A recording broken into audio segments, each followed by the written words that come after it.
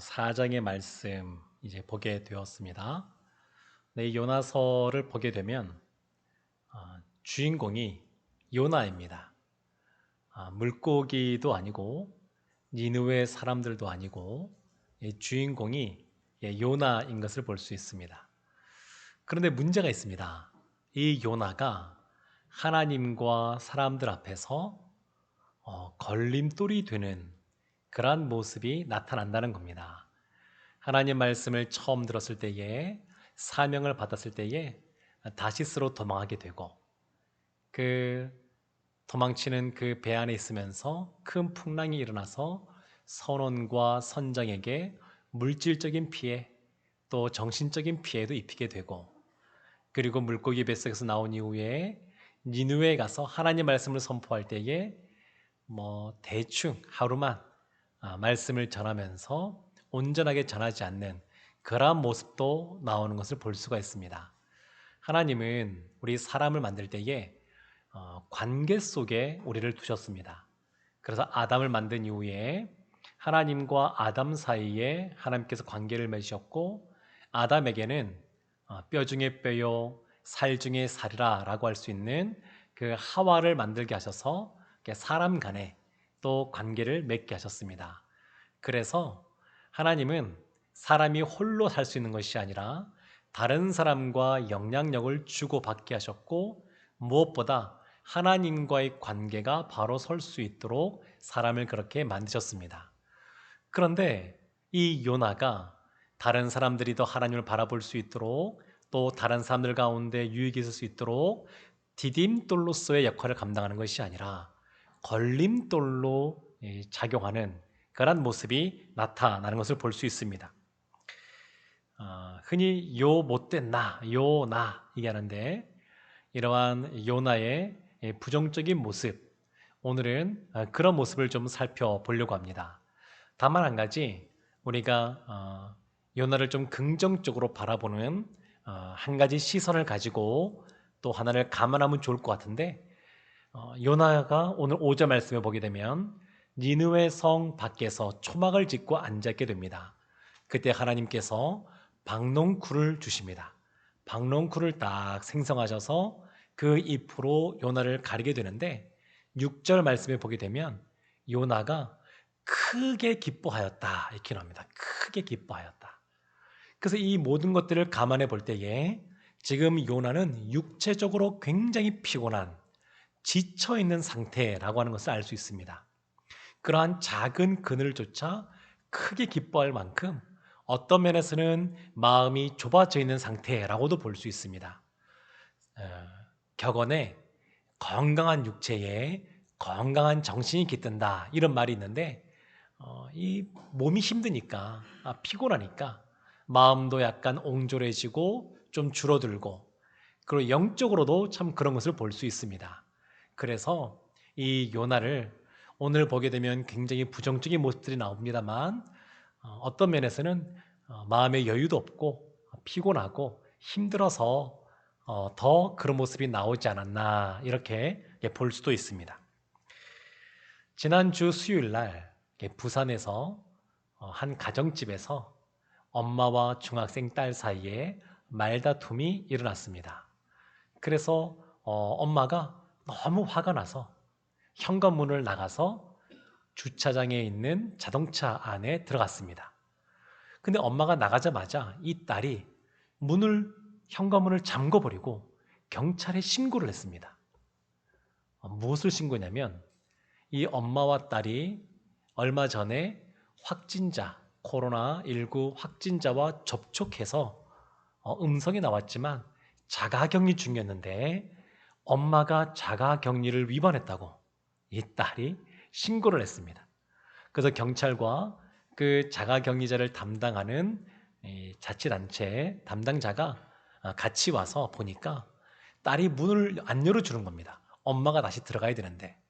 그래서 50분간 설득해서 문을 열고 엄마가 들어오게 되었고 그리고 자가격리 위반자는 1년 이하의 징역 또는 1,000만 원 이하의 벌금이 부과되게 되는데 가족이 신고한 경우로서는 최초라 그럽니다.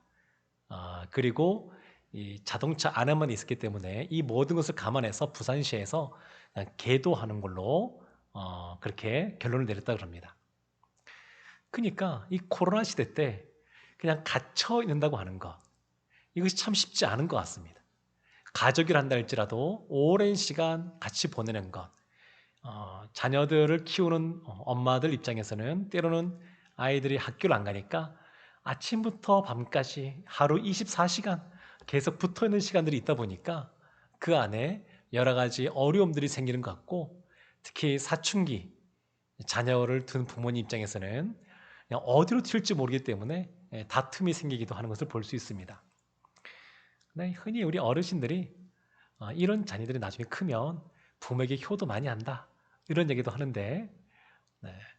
이렇게 부모와 자녀가 사이에 화가 나서 분노가 일어나서 이와 같은 일들이 벌어지게 되는데, 오늘 살펴보게 될 첫 번째 요나의 모습은 이와 같이 분노하는 요나입니다. 분노하는 요나. 오늘 1절 말씀은 이렇게 시작이 됩니다. 요나가 매우 싫어하고 성내며. 요나가 매우 싫어하고 성냈습니다. 이 앞부분에 보면 이 니느웨를 향하여 40일이 지나면 니느웨가 무너지리라 라고 이렇게 선포했는데, 니느웨가 회심하고 돌아오니까 하나님이 심판을 내리시지 않고 용서해 주신 겁니다. 그 모습을 보면서 매우 싫어하고 분이 났습니다. 우리 한글 성경에서는 이것이 온전하게 그 뜻이 번역되지 않았는데, 히브리 원문을 보게 되면 라라는 단어가 들어가 있습니다.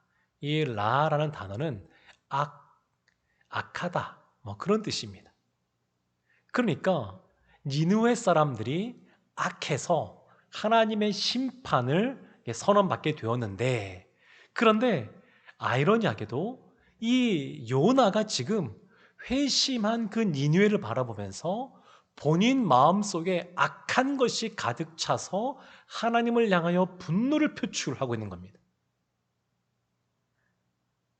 하나님을 향하여 매우 싫다고 하고 성을 내는 것은, 이것은 참 놀라운, 그냥 흔히 생각할 수 없는 그런 모습인데, 그 안에, 요나 안에 악이 있는 것을 볼 수 있습니다.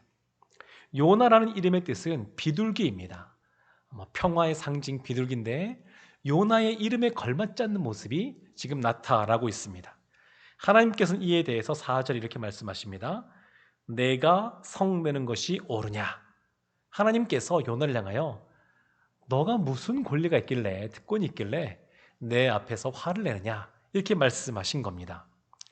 사람이 살다 보게 되면 이렇게 화가 솟구칠 때가 있습니다.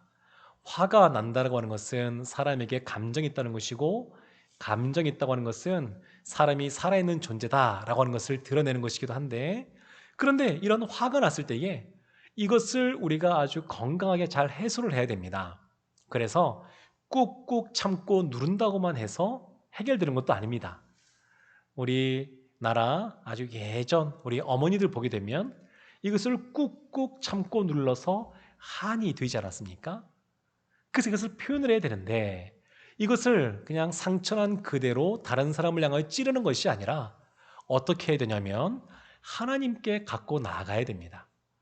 사무엘 선지자의 어머니인 한나를 보게 되면 처음에 아이를 낳지 못했는데, 또 다른 아내이자 첩인 분인나가 나는 자녀를 낳았다 그러면서 이 한나를 약간 괴롭혔던 것 같습니다.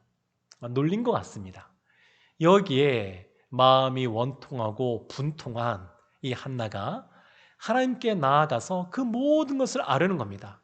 하나님, 저 너무 괴롭습니다. 제가 내 마음에 너무 원통함이 있습니다. 이런 것들을 아뢰었었습니다. 또 반면에 창세기 4장을 보게 되면 아담의 후손 중에 가인이라고 있습니다. 그 가인에 대해서 성경은 이렇게 말합니다. 창세기 4장 5절과 8절 말씀인데요, 조금 길긴 합니다만 제가 이 말씀을 읽어드리겠습니다. 가인과 그의 재물은 받지 아니한지라. 가인이 몹시 분하여 안색이 변하니 여호와께서 가인에게 이르시되 내가 분하여 함은 어찌 됨이며 안색이 변함은 어찌 됨이냐? 내가 선을 행하면 어찌 낯을 들지 못하겠느냐? 선을 행하지 아니하면 죄가 문에 엎드러 있느니라. 죄가 너를 원하나 너는 죄를 다스릴지니라. 가인이 그의 아우 아벨에게 말하고 그들이 들에 있을 때에 가인이 그의 아우 아벨을 쳐 죽이니라. 가인 안에 분이 일어났습니다. 가인 안에 안색이 변할 만큼 아주 몹시 화가 생겼습니다. 동생인 아벨을 향하여 시기하는 마음이 있었습니다. 하나님께서 화가 난 요나를 그냥 두지 않으시고 찾아와서 말씀하신 것처럼 이 가인에게 찾아오셔서 말씀해 주셨습니다. 너는 죄를 다스리라. 너는 그렇게 분내지 말고 그것을 다스리라 말씀하셨습니다. 그래도 가인이 그것을 참지 못하고 그 분노가 표출되어져서 폭력적으로 나와서 행한 것이 자신의 동생 아벨을 죽인 것입니다. 최초의 살인자가 되었습니다. 이스라엘 초대 왕이었던 사울 왕을 보게 되면 왕이 된 이후에 그의 일평생 어찌 보면 그는 자신의 시기심과 또 그것으로 말미암아 분을 내는 삶을 살았습니다. 골리앗을 이긴 이후에 사람들이 다윗을 향하여 다윗은 만만이요 사울은 천천이다 그렇게 칭송을 하니까 이 안에 시기심이 들어왔습니다. 참지 못하게 되었습니다. 내가 왕인데 이런 마음이 들어왔습니다. 그래서 이 왕인 사울이 결국 10년의 세월 동안 다윗을 죽이고자 쫓아다니는 삶을 살게 됩니다. 결국 그 사울 왕의 분노가 자신을 망가뜨렸고 그의 분노가 가정과 또한 공동체를 파괴하는 것을 볼 수 있습니다. 사울 때문에 그 민족이 분열이 일어나게 됩니다. 반면에 다윗은 보게 되면 누구보다 화가 날 수 있는 상황이었습니다. 다윗이 이렇게 쫓겨다니는 삶을 살 때에 다윗이 무슨 잘못이 있어서 그런 것이 아닙니다. 사울 왕에게 범죄해서 그가 이렇게 한 것이 아닙니다. 이런 일을 당하는 것이 아닙니다. 누구보다 억울한 사람입니다. 그런데 이러한 화를 사울 왕을 향하여 표출하지 않았습니다. 다른 사람을 향하여 쏟아내지 않았습니다. 그 화난 모습을 가지고 하나님께 갖고 나와왔습니다. 그래서 그 하나님 앞에 기도하는 모습이 시편에 많이 등장하는 것을 볼 수 있습니다. 사랑하는 성도 여러분, 우리 가운데 의분이 일어날 때도 있습니다. 모세가 금송아지를 섬기던 이스라엘을 향하여 분이 일어났던 것처럼 예수님이 성전에서 물건을 사고 파는, 동물을 사고 파는 그러한 모습 속에 그것을 뒤엎는 의분이 일어나셨던 것처럼 우리 안에도 그럴 수가 있습니다. 요즘 보게 되면 교회를 향한 또 신자를 향한 근거 없는 비방과 또 여러 가지 조롱과 여러 가지 압력들을 보면서 의분이 일어날 수가 있습니다. 그런데 그렇단 할지라도 우리가 먼저 취해야 될 태도는 뭐냐면 하나님 앞에 그것을 갖고 나가는 겁니다. 다윗이 그랬던 것처럼 한나가 그랬던 것처럼 하나님께 갖고 나아가는 겁니다. 하나님께 갖고 나가서 기도하면 하나님께서 아마 이렇게 말씀하실 수 있습니다. 분이 나 있는 우리를 향하여 내가 성내는 것이 옳으냐 요나에게 말씀하신 것처럼 말씀할 수 있습니다. 우리는 늘 하나님의 은혜를 기억해야 됩니다. 요나는 분노하는 모습이 그 가운데 있었습니다. 이것이 첫 번째 요나의 모습이었고요. 두 번째 모습은 뭐냐면 이기적인 요나입니다. 자기중심적인 요나의 모습을 볼 수가 있습니다. 2절 말씀에 보게 되면 기도하는 모습이 나옵니다. 물속이 뱃속에서 기도하던 요나가 오늘 본문에서 다시 기도하게 됩니다. 근데 표현은 기도인데 그 내용을 보면 기도라기보다는 하나님께 따지는 겁니다. 대든다고 할까요? 네, 그런 모습이 나타나고 있는 것을 볼 수 있습니다. 우리 자녀들, 우리 아이들을 보게 되면 아주 어린 아이일 때 자신의 엄마가 마치 자신의 전유물인 것처럼 생각하는 경향이 있습니다. 그래서 엄마가 자신이 아닌 옆에 다른 집 어린아이, 다른 집 아이를 안고 있거나 업어주거나 그러면 참지 못합니다. 어떻게 해서든지 간에 그 아이를 떼어내야 되고 엄마의 품에는 본인만 안겨 있어야 됩니다. 근데 이런 모습이 우리 믿는 신자들 안에서도 나타날 수 있습니다. 하나님을 향하여 우리도 이럴 수가 있습니다. 예를 들면 이런 겁니다. 같은 공동체에서 함께 우리가 기도하고 가정이 평안하도록 어려운 문제가 해결되도록 기도하는데 옆에 있는 지체에게는 그것이 하나님께서 응답해 주셔서 다 문제가 풀어지고 잘 되는 겁니다. 이제 얼마 지나지 않으면 수능도 있는데 대학 입시도 문제 없이 잘 치르는 겁니다. 그 이후에 결혼도 잘하고요. 그런데 옆에 있는 지체가 슬퍼하면, 어려운 일이 있으면 같이 슬퍼하는 것보다 옆에 있는 지체가 기쁘고 좋은 일이 있을 때에 같이 즐거워하는 것이 더 어렵습니다. 사촌이 땅을 사면 배가 아프다고, 이게 마음껏 진짜 기쁘게 같이 좋아하고 감사하고 그러기가 생각보다 쉽지가 않습니다. 오랫동안 가족 구원을 위해서 기도해 왔습니다. 10년, 20년, 30년 기도해 왔습니다. 내 사랑하는 배우자를 위해서 기도해 왔습니다. 그런데 예수 믿은 지 얼마 안 되는 새 가족인데 교회 와서 가족을 위하여 기도된다라는 얘기를 듣고 기도하고 복음을 전했더니 그 가족은 다 주님께로 돌아왔습니다. 그래서 세례받을 때에, 간증할 때에 1년 사이에 하나님이 우리의 가족을 다 구원해 주셨습니다. 할렐루야! 이렇게 간증하는 겁니다. 그때에 우리의 마음이 편하지 않을 수가 있습니다. 하나님, 나는 이렇게 교회에서 열심히 또 섬기고 하나님 앞에 늘 기도하고 주님을 위해 산다라고 이렇게 살아가는데 왜 우리의 가족은 10년, 20년, 30년이 지나도 응답이 없으시고 저 사람은 1년도 안 됐는데 저렇게 구원해 주십니까? 이런 마음이 들 수도 있습니다. 요나는 니느웨 사람들이 이렇게 쉽게 회개하고 돌아와서는 안 된다라고 생각하고 있었습니다. 자신의 조국, 자신의 민족, 혈육, 그 이스라엘은 그렇게 많은 선지자들이 말씀을 선포했음에도 불구하고 여전히 돌아오지 않고 있는데 니느웨는 한 번 선포했는데 왕부터 시작하여서 모든 백성이 회개하고 회심을 경험하니까 이래서는 안 된다라는 생각이 요나 가운데 있었습니다. 어찌 보면 이 요나는 자기중심적인 사람이라고 할 수 있습니다. 2절과 3절 말씀 보게 되면 내가 이 표현이 5번 나오게 됩니다. 우리 한글 성경에서 5번 나오는데 히브리 원문에서는 9번이 나옵니다. 그러니까 내가가 중요합니다. 내가. 하나님보다 요나 자신이 중요합니다. 니느웨보다 요나 자신이 중요합니다. 하나님의 영광보다 자신이 더 중요한 사람입니다.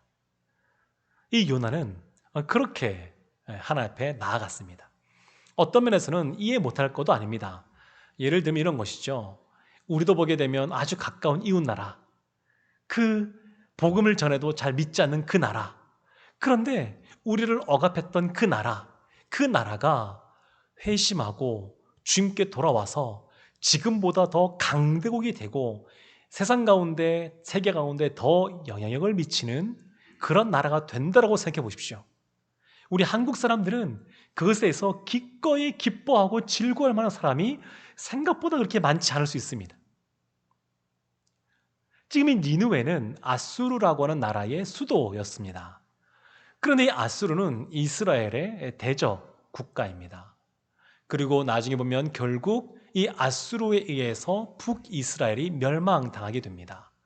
그러니까 어떤 면에서는 이 니느웨가 돌아오는데 일조한 이 요나는 민족의 배반자요 배신자일 수 있습니다. 그리고 본인 마음도 썩 내키지 않습니다. 그러니까 이 요나의 마음을 그렇게 이해하지 못할 상황은 아닌 것 같습니다. 그렇지만 이 요나는 아주 이기적으로 자기중심적인 사람이라고 말할 수 있습니다. 지난주에 아주 한 흉악한 아동 성범죄자가 몇 달 되면 12월 달이면 출소를 앞두고 있다. 그래서 우려가 된다. 이런 뉴스가 나왔습니다. 우리가 기억을 더듬어 보게 되면 아주 극단적인 흉악범이기에 사회적으로 많은 이슈가 되었고 우리의 머릿속에도 남아있는 사람들이 있습니다. 예를 들면 마카파 이런 사람들, 또 아주 유명한 탈주범 있지 않습니까? 그런 사람들. 근데 제가 아는 한 권사님이 오래전부터 이러한 사람들에 대한 극률한 마음이 있었습니다. 그래서 경찰서 유치장에 보게 되면 사람들이 거기 갇혀 있을 때 먼저는 그들에게 가서 따뜻하게 주님의 사랑을 전해 주었습니다. 먹을 것도 갖다 주고 또 예수님 복음도 전하고 그랬습니다. 그러다 더 마음이 생겼습니다. 그래서 구치소로 가기 시작했습니다. 그 당시에는 이게 유치장이나 구치소나 가는 게 다 어려웠었습니다. 그래서 이분이 다 길을 뚫는 겁니다. 누가 가지 않았던 그 길 뚫는 겁니다. 어렵게 하나하나 뚫어서 구치소에 가서 그리스도의 사랑을 이렇게 전해 주었습니다. 그러다 더 마음이 생겨서 소년원에 가기 시작했습니다. 소년에 가서 그 어린아이들, 그 학생들, 범죄한 아이들, 그 아이들에게 사랑을 전해주기 시작합니다. 저도 소년원에 가서 말씀을 3번 전해본 적이 있는데 진짜 설교하기 어렵습니다. 너무너무 설교하기 어렵더라고요. 근데 그들이 가서 복음을 전하는 겁니다. 엄마처럼 그냥 보기만 해도 권사님이 되게 인자하십니다. 너무너무 좋아요. 그렇게 전하는 겁니다. 그러다 더 마음이 생겨서 교도소에 가게 되었습니다. 이것이 하나하나 이 과정이 쉬운 과정이 아닙니다. 그래서 이 교정시설에 있어서 대모라고 불려지는 분이신데 그분이 그곳에 가서 또 복음을 증거합니다. 특별히 이분은 누구에게 더 마음이 많이 있었냐면 사회적으로 중범죄를 저지른 흉악범이라고 하는 사람들, 그들에게 더 마음이 많이 갔습니다. 이 권사님은 겁이 많은 사람입니다. 겁이 없는 사람이 아니고 겁이 많은 사람인데 유독 이런 흉악범, 중범죄자를 향하여서는 그냥 주님의 마음이 부어지는 겁니다. 그래서 이들에게 복음을 전하는 겁니다. 마카파, 아주 유명한 탈주범. 이분들은 지금 사회로 나올 수가 없는 사람들입니다. 그렇게 형을 받은 사람들입니다. 그러나 그분들에게 복음을 증거하면서 시간이 지나면서 그들이 마음을 열게 되고 그들이 예수님을 영접하게 되고 주님의 사랑을 알게 되었습니다. 이것만 보면 우리는 감사하다, 놀랍다고 생각할 수 있지만 이들에 의해서 피해를 본 사람들, 피해자였던 사람들 입장에서는 받아들이기가 어렵습니다. 어렵습니다. 우리가 머리부터 가슴까지 30cm밖에 안 되는데 세상에서 가장 먼 거리라고도 말하곤 합니다. 머릿속으로는 이해가 됩니다. 근데 심정적으로, 마음으로 그것을 받아들이기까지는 참 생각보다 어려운 것을 볼 수 있습니다. 갈라디아서 6장 9절에 이런 말씀이 있습니다. 갈라디아서 6장 9절, 우리가 선을 행하되 낙심하지 말지니 포기하지 아니하면 때가 이름에 거두리라. 아멘. 낙심하지 않고 포기하지 않으면 하나님께서 거두게 해주십니다. 사랑하는 성도 여러분, 주님의 마음으로, 넉넉한 마음으로 주님의 마음이 있는 그곳에 우리의 마음이 있기를 주님의 이름으로 축원합니다. 이 요나는 분노하는 모습이 있었고 이계적인 모습이 있었습니다. 3번째는 뭐냐면 주관적인 신앙관을 가진 요나입니다. 주관적인 신앙관을 가진 요나. 요나가 화가 난 이유가 있습니다. 그것은 뭐냐면 본인이 생각하는 그 하나님, 본인이 생각하는 신학의 프레임 속에서는 하나님이 행하신 것에 대해서 이해가 안 되는 겁니다. 받아들여지지 않는 겁니다. 하나님에 대해서 요나가 잘 알고 있습니다. 2절 보게 되면 하나님은 은혜로우시며 자비로우시며 노하기를 더디하시며 인애가 크신 분이시다. 하나님의 속성, 하나님의 성품에 대해서 잘 알고 있습니다. 이것에 대해서 우리가 흔히 뭐라고 말하냐면 좀 더 크게 교회에서 교리라고 말합니다. 교리. 신학적으로 말한다 그러면 이것을 조직신학 이렇게 말을 하거든요. 만약에 신학교에서 조직신학 시험을 봤다 그러면 이 요나는 A+ 학점을 받을 사람입니다. 탁월합니다. 하나님에 대해서 이론적으로 잘 알고 있습니다. 그러나 이러한 조직신학적인 이론을 가지고 실제 목회에서 이것을 실습한다 그러면 과락을 면하기 어려울 겁니다. 그러니까 이론적으로는 잘 알고 있지만 실제로 한 영혼을 사랑하시는 아버지의 마음에 대해서는, 그리고 하나님의 은혜에 대해서는 그 이해가 부족하다라고 볼 수가 있습니다. 우리가 전도를 하게 되면 예수님 믿으면 행복합니다, 이렇게 말하기도 합니다. 네, 맞는 말입니다. 틀린 말 아닙니다. 그런데 예수님을 믿고 보니까 삶의 어려운 문제가 닥치기도 합니다. 이것이 영적인 전쟁이다 보니까 예수 믿는 사람들에 대해서, 또 예수 믿는 이 믿음의 삶을 시작하는 사람들에 대해서 이 어려운 일들이 닥치기도 합니다. 그러면 이때에 예수 믿으면 행복하다 그래서 예수님을 믿게 되었는데, 여기까지만 들으면 어려운 일이 닥칠 때에 배신감이 들 수도 있습니다. 우리가 전도라는 것은 온천하보다 귀한 한 영혼이 주님께 돌아오는 것, 그것이 너무너무 귀해서 우리가 복음을 전합니다. 한 영혼이 하나님께, 하나님 나라 천국에 가는 것을 기대하는 마음으로 복음을 증거합니다. 이것도 맞습니다. 그러나 이것보다 더 중요한 것이 있습니다. 그것은 뭐냐면 한 영혼이 주님께 돌아오면 하나님께서 영광을 받으신다는 겁니다. 요나는 이 부분을 이해하지 못했습니다. 한 영혼이 돌아와도 그것이 하나님께 기쁨이 되고 즐거움이 되고 하나님께 영광이 되는데, 좌우를 분별하지 못하는 12만 영혼, 그들이 주님께 돌아왔을 때 이것이 얼마나 하나님께 영광이 될까, 이것에 대해서 이 요나가 알지를 못했습니다. 유대인들 보게 되면 1년에 한 번 속죄일, 대속죄일이 있습니다. 그때에 속죄일 오후가 되면 유대인들은 이 요나서 말씀을 읽습니다. 유대인들이 보기에도 이 요나서는 회개의 책입니다. 그래서 속죄일 날 이것을 이렇게 읽습니다. 이 요나서에 보게 되면 요나의 회개와 또 니느웨 사람들의 회개도 나올 뿐만 아니라 기도도 나옵니다. 물고기의 뱃속에서 회개하는 그 요나의 기도, 그리고 니느웨 사람들의 그런 기도, 그리고 요나가 기도하면서 하나님께 감사하는 감사의 기도, 또 니느웨 사람들이 금식하면 금식 기도, 이런 것들이 나옵니다. 그래서 요나서 자체를 기도의 교과서라고 부를 수도 있습니다. 기도에 관한 내용들이 많이 있습니다. 그래서 이 요나서를 읽으면서 유대인들이 가슴을 치면서 고백하는 것이 있습니다. 하나님, 요나같이 불쌍한 우리를 용서해 주십시오. 지금은 두 번째 기회로 살아가는데 여전히 하나님의 뜻을 거역하고 반항하며 살아가고 있습니다. 우리 선민만, 우리 민족만 하나님 앞에 구원받는 것으로 만족하며 살아가고 있습니다. 유대인들의 고백입니다. 하나님이 구원해 주신 것에 대해서 감사하고 찬양합니다. 그렇지만 요나서 핵심 메시지 중에 하나가 뭐냐면 니느웨 사람들이 돌아오는 것, 이방인의 구원입니다. 이 부분에 대해서는 냉담한 겁니다.